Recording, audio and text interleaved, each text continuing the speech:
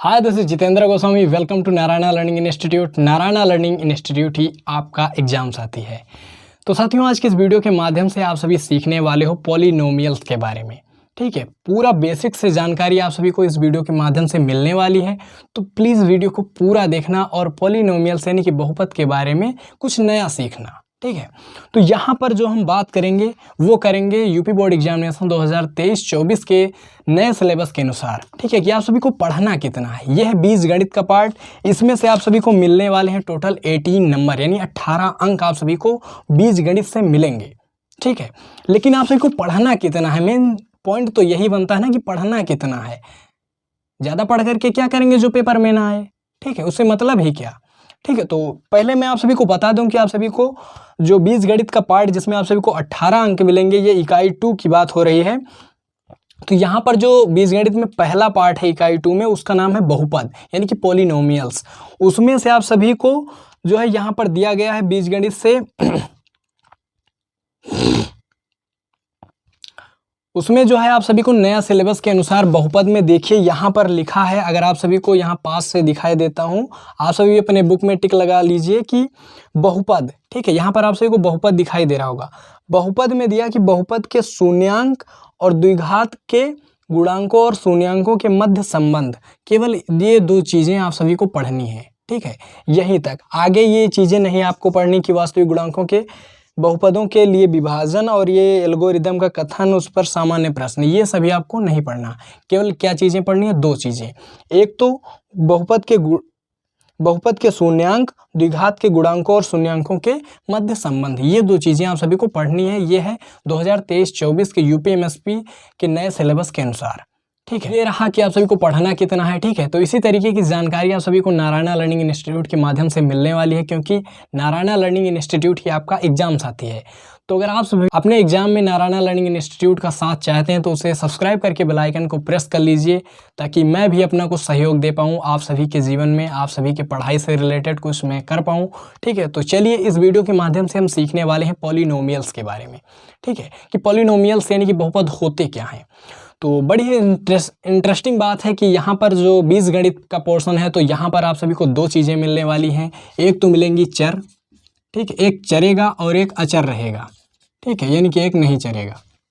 मतलब क्या है, इसकी जो इंग्लिश होती है उसे हम कहेंगे, यहाँ पर बाइलिंगुअल सीखने वाले हैं, यानी कि दोनों भाषाओं में द्विभाषी। ठीक है, हिंदी और अंग्रेजी में सीखेंगे। तो ये चर का मतलब होता है कि वेरिएबल। ठीक है, वेरिएबल्स क्या होता है, वेरिएबल्स मतलब जिसका मान निश्चित ना हो। ठीक है, जिसका मान निश्चित ना हो, यानी कि अनिश्चित वैल्यू हो जिसकी। ठीक है, इनडेफिनिट वैल्यू जिसकी हो, अनिश्चित मान हो, जिसका अनिश्चित मान हो, यानी कि कोई भी मान हो सकता है। जैसे कि अगर हम कोई भी ABCD लिखें, जैसे X Y Z A B C, ये चर है। ठीक है, इसका कोई निश्चित मान है ही नहीं। x की जगह पर 1 भी आ सकता, -1 भी आ सकता, 0 भी आ सकता, 5 भी आ सकता, 6 भी आ सकता, डाट डाट अनंत तक कोई भी नंबर आ सकता है। ठीक है, बटे में भी आ सकता है कि 1/2 हो जाए या -3/4 हो जाए, कुछ भी। ठीक है, यानी कि चर एक ऐसी राशि होती है जिसका मान अनिश्चित होता है। ठीक है, और बात करें चर की, जिसको इंग्लिश में कहते हैं कांस्टेंट। क्या कहते हैं, कांस्टेंट। ठीक है, कांस्टेंट यानी कि अचर राशि। अचर राशि क्या होती है, जिसका मान निश्चित होता है। जिसका मान क्या होता है, निश्चित होता है। जिसका मान निश्चित हो उसे हम अचर पद कहते हैं या अचर राशि कहते हैं। ठीक है, इसका मान कैसे, जैसे कि कोई भी गिनती 1 0 से 3 4 5 8 10 -7 1/2। ठीक है, डाट डाट अनंत तक कोई भी नंबर हो। ठीक है, कोई भी नंबर हो सकता है, कितना भी बड़ा नंबर हो सकता है। जैसे कि यहाँ पर 1 है तो 1 का मान निश्चित है कि 1 ही है। 0 है कोई वैल्यू तो उसका मान निश्चित है कि ये 0 ही है। ठीक है, यानी कि अचर पद क्या होता है या अचर राशि क्या होती है, अचर राशि वो होता है जिसका मान निश्चित होता है। बस इतनी सी बात। अब अगर हम चर और अचर राशि को दोनों को क्या कर दें, मिक्सअप कर दें, मिक्स कर दें। ठीक है, यानी कि दोनों को एक साथ में मिला दें। मिलाएंगे कैसे, या तो प्लस करेंगे, या तो माइनस करेंगे, या तो उसे हम गुणा करेंगे, या तो भाग करेंगे। इन्हीं जो गणित के ऑपरेशंस होते हैं चिन्हों के साथ में, जो गणितीय ऑपरेशंस होते हैं उन्हीं के साथ में हम क्या कर सकते हैं, इनको मिला सकते हैं। जैसे प्लस के रूप में, माइनस के रूप में, गुणा के रूप में और भाग के रूप में। कैसे मिलाएंगे, अगर हम 4 × x कर दें तो हमें मिलेगा 4x।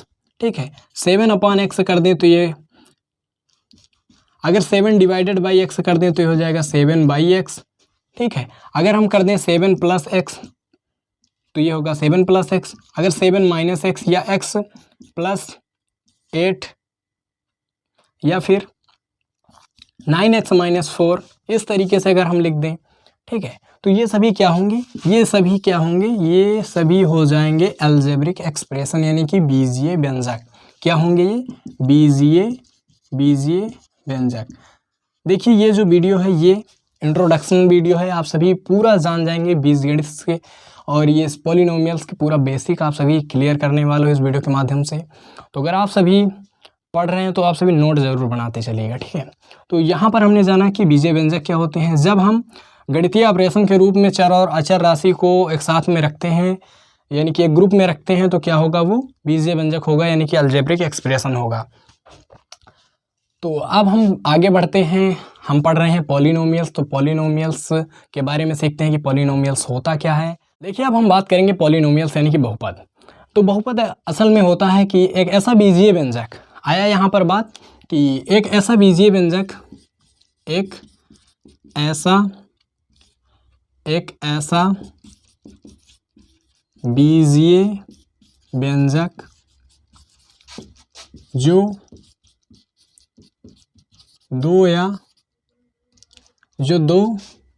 दो से अधिक पद रखता हो। एक ऐसा बीजीय व्यंजक जो 2 या 2 से अधिक पद रखता हो वो क्या कहलाता है? पॉलिनोमियल्स कहलाता है यानी बहुपद कहलाता है। अब यहाँ पर हमने बीजीय व्यंजक की बात कर ली है, ठीक है, कि जब हम चर और अचर राशि को उनके गणितीय ऑपरेशन के रूप में लिखते हैं या उन्हें गणितीय ऑपरेशन के रूप में उन्हें हम एक ग्रुप में रखते हैं तो वो क्या होते हैं? बीजीय व्यंजक होते हैं।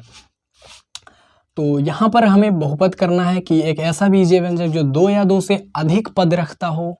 अब बात करें कि पद यानी कि टर्म्स क्या होते हैं, इसे इंग्लिश में कहते हैं टर्म्स, ठीक है, यानी पद को हम उसी गणितीय ऑपरेशन के रूप में जैसे हमने बताया था कि अगर हम यदि हम 7 × x कर दें तो ये होगा एक पद 7x। अगर हम x लिखना चाहें एक चर पद होगा, ठीक है, ये क्या होगा? एक चर पद होगा, एक होगा चर पद। अगर हम केवल 8 लिख दें तो ये होगा एक अचर पद, ठीक है, ये क्या होगा? एक अचर पद होगा। अगर हम इन दोनों को गणितीय ऑपरेशन में लिख दें जैसे 8 × x तो 8x ये भी एक पद होगा, ठीक है, ये चर और अचर दोनों का मिक्सड पद होगा। अगर हम लिख दें 19 डिवाइडेड बाई x, ठीक है, 19 डिवाइडेड बाई x या आप सभी x की जगह y भी लिख सकते हो तो 19/y ये भी एक पद होगा, ठीक है। अगर हम x y z लिख दें तो ये भी एक पद होगा, ठीक है। अगर हम प्लस और माइनस दो चिन्हों को छोड़ करके अगर हम उन्हें गणितीय ऑपरेशन में लिखते हैं तो वो क्या होगा? एक पद होगा। अगर हम इसी को 2 से डिवाइड कर दें तब भी एक पद रहेगा, ठीक है। अगर हम लिखना चाहें कि 4x² y² और z तो ये भी एक ही पद होगा। ये कितना होगा? एक ही पद होगा, केवल ये एक टर्म होगा, ठीक है, जब तक यहाँ पर प्लस और माइनस नहीं लगेगा। अगर हम 2 पद की बात करें तो अगर हम इसी चीज़ में क्या ऐड कर दें, अगर हम इसी चीज़ में 7 ऐड कर देते हैं तो ये अब हो गया ये द्विपदी, ठीक है, क्या होगा? ये द्विपदी, ठीक है, ये क्या हुआ? द्विपदी। तो ये हुआ पद, ठीक है। जब हम उन्हें गुणे या भाग के रूप में अचर और चर या अचर अकेला भी हो सकता है और 2 भी हो सकते हैं, 3 भी हो सकते हैं, 4 भी हो सकते हैं।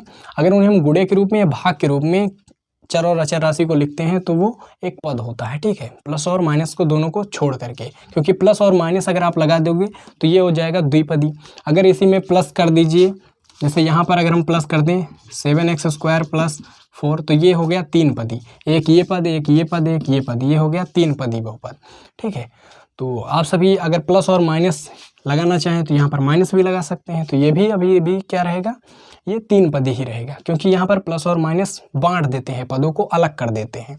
तो आपने इतनी सारी चीज़ें सीखी। अब हम बात करेंगे कि बहुपद क्या होगा। जैसे कि ऐसे लिखा है 4x² -3x + 4, ये क्या हुआ? एक बहुपद हुआ, ठीक है, एक एग्जाम्पल। अगर इससे बड़ा भी लिखना चाहें तो हम लिख सकते हैं 14x की पावर 4 माइनस 3x की power cube plus 4x square plus 7x plus 8, ये भी एक बहुपद हुआ। ठीक है, जो 2 या 2 से एक ऐसा बीजीय व्यंजक जो 2 या 2 से अधिक पद रखता हो बहुपद कहलाता है। सिंपल है। ठीक है, अब हम इसके आगे बढ़ते हैं कि इन्हीं चीज़ों को जो पॉलिनोमियल्स है इन्हें दो तरीके से हम बांट सकते हैं। कैसे? दो तरीकों से। देखिए, एक तो हम इनकी घात के आधार पर, ठीक है, किसके आधार पर? घात के आधार पर। एक तो हम इनके पदों के आधार पर। किसके आधार पर? पदों के आधार पर। ठीक है, हम इन्हें बांट सकते हैं, लेकिन किसके आधार पर? एक तो इनके घातों के आधार पर और एक इनके पदों के आधार पर। ठीक है, on the basis of terms और ये on the basis of power. ठीक, तो घातों के आधार पर हम बांटने से पहले हम जान लेते हैं कि बहुपद की घात क्या होती है। ठीक है, जैसे यहाँ पर लिखा है 14x की पावर 4 माइनस 3x की power cube plus 4x square plus 7x plus 8, इतनी चीज़ें लिखी। तो इसमें अगर हम इस बहुपद में बात करें कि इस बहुपद की घात क्या है, ठीक है, तो इस बहुपद की घात जो अचर राशि है उसके जो घातांक है, ठीक है, जो अचर राशि है उसकी मैक्सिमम पावर जो है वही क्या होगी? इसकी घात होगी। ठीक है, यानी कि अगर परिभाषा की बात करें कि बहुपद की घात की परिभाषा क्या होगी, किसी बहुपद में चर राशि की मैक्सिमम पावर ही उसकी घात कहलाती है, उस बहुपद की घात कहलाती है। ठीक है, तो इसमें क्या होगी? इस बहुपद की घात, इस बहुपद की घात 4 हो जाएगी। इस बहुपद की घात कितनी है? सबसे मैक्सिमम, यहाँ पर 1 है, यहाँ पर 2 है, तो मैक्सिमम पावर क्या है? 2।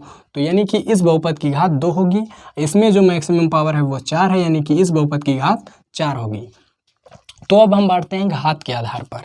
तो सबसे पहला जो होगा वो रैखिक बहुपद होगा, जैसे कि लीनियर पॉलिनोमियल। ठीक है, पहला क्या होगा? लीनियर, यानी कि रैखिक बहुपद आप नाम सुनेंगे। ठीक है, रैखिक बहुपद। ठीक है, यानी कि लीनियर पॉलिनोमियल ये होगा। इसमें जो मैक्सिमम पावर होगी वो 1 होगी, जैसे कि 4x प्लस 7 या फिर 3x माइनस 2/3, इस तरीके से हो सकता है। दूसरा जो होगा वो होगा क्वाड्रेटिक पॉलिनोमियल, यानी कि द्विघातीय बहुपद।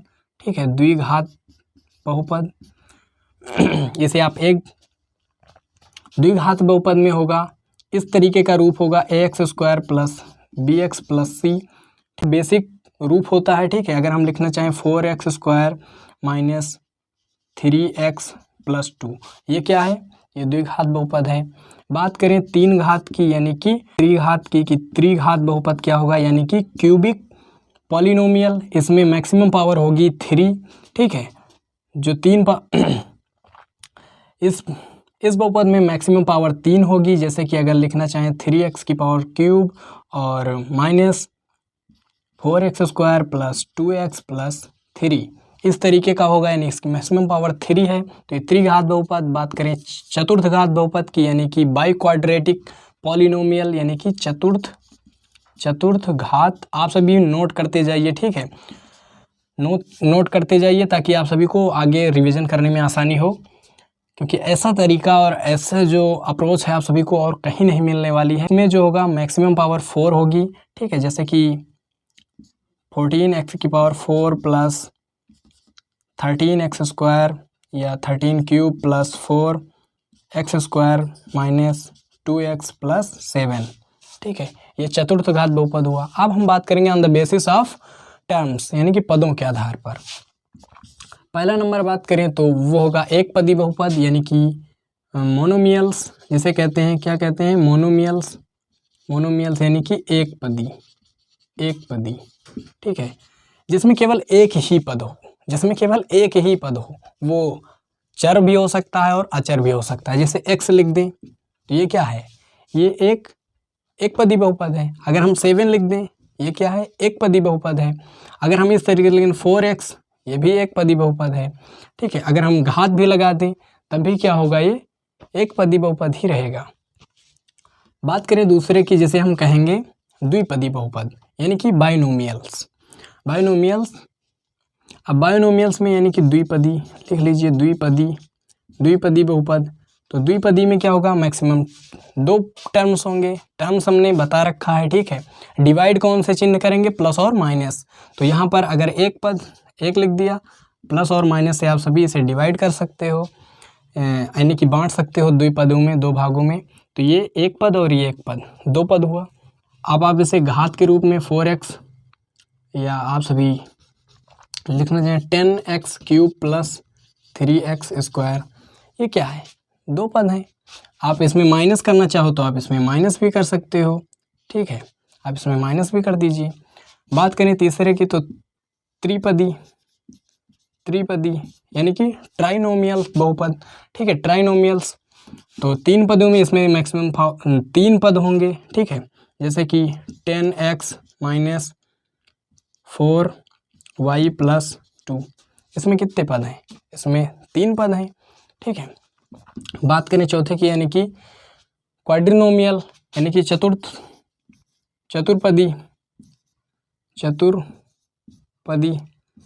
चतुर्पदी में 4 पद होंगे।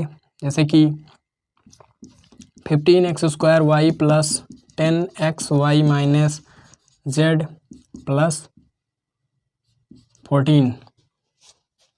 1 पद, 2 पद, 3 पद और 4 पद। इसमें मैक्सिमम 4 पद हों, ठीक है। वो क्या होंगे, चतुर्पदी। 5वां है शून्य बहुपद, ठीक है। क्या है, शून्य बहुपद। शून्य बहुपद में इसमें एक ऐसा बहुपद जिसका गुणांक जो होता है, जिसमें पदों का गुणांक शून्य होता है। एक ऐसा बहुपद जिसमें पदों का गुणांक शून्य हो, वो शून्य बहुपद कहलाता है। जैसे कि 0x³ minus 0x² plus 0x, ठीक है। इसमें देखिए सभी पदों का गुणांक जो है वो शून्य है, तो ये शून्य बहुपद होगा। अगर बात करें शून्य बहुपद की घात, तो शून्य बहुपद की घात कुछ भी नहीं होती है।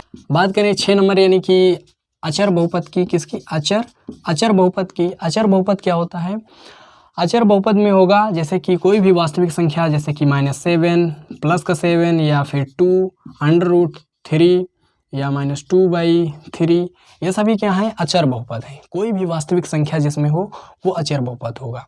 अचर बहुपद की जो मैक्सिमम पावर होती है वो 0 होती है, ठीक है।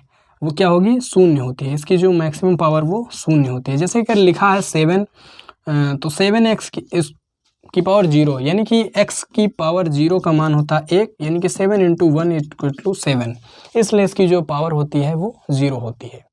तो इस वीडियो में आप सभी ने सीखा पॉलिनोमियल्स के बेसिक जानकारी, यानी उसके इंट्रोडक्शन के बारे में, कि बहुपद क्या होते हैं, बहुपद के प्रकार कैसे होते हैं, ठीक है। एक घातीय बहुपद, द्विघातीय बहुपद, या फिर एक पदी, द्विपदी, त्रिपदी, चतुर्थपदी बहुपद होते क्या हैं। तो नेक्स्ट वीडियो में हम सभी सीखने वाले हैं बहुपद के गुणांकों के बीच के संबंध के बारे में, जिसमें अल्फ़ा बीटा, इस तरीके से आप सभी जानते हो कि अल्फ़ा प्लस बीटा और अल्फ़ा इंटू बीटा, इन सभी चीज़ों के बारे में जानने वाले हैं कि अल्फ़ा प्लस बीटा होता है -b/a, और इसका आप सभी जानते हो कि c/a अल्फ़ा इंटू बीटा होता है, ठीक है। तो इन सभी चीज़ों के बारे में सभी आते कैसे हैं, कैसे इन सूत्रों को याद किया जाए और कैसे क्वेश्चन में अप्लाई किया जाए, सारी चीज़ें नेक्स्ट वीडियो में हम सीखने वाले हैं। तो वीडियो में यहाँ तक बने रहने के लिए आप सभी का तहे दिल से धन्यवाद। और अगर आप सभी यूपी बोर्ड एग्जामिनेशन की तैयारी करते हो और आप सभी यूपी बोर्ड एग्जामिनेशन 2023-24 में अच्छे नंबर गेन करना चाहते हो, तो नारायणा लर्निंग इंस्टीट्यूट जो आप सभी का एग्जाम्स आती है, आप सभी उसका साथी बन करके आप सभी भी अपनी तैयारी कर सकते हो। चलिए मिलते हैं इस वीडियो में, तब तक के लिए take care, bye bye, have a nice day.